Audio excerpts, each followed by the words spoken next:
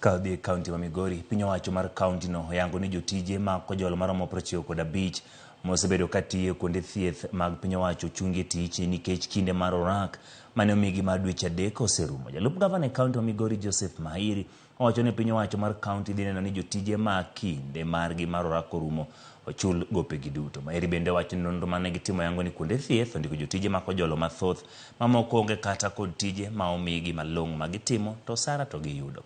Wacho ni kuonde thieth mag sub counties 16 duto e kaunti ma Migori onego bed kod mana jotije ma kojolo maromo 215 to sani gintiere kod 300. Various cadres and their roles in the sector with the aim of rationalizing and streamlining the workforce for optimum delivery in the healthcare. In the process, we took note that the 3 months casual engagement for some staff had expired. To the law, thus, they were told to leave since the current county budget could not sustain their continued engagement.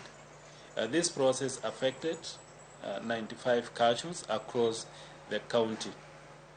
The department commits to pay all the casuals who were disengaged as soon as possible and commits to ensure that quality health care is delivered to the citizens of Migori at all times.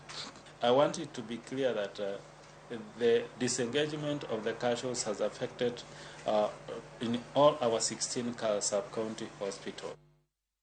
Musembi Nzengu Jafwambo Maki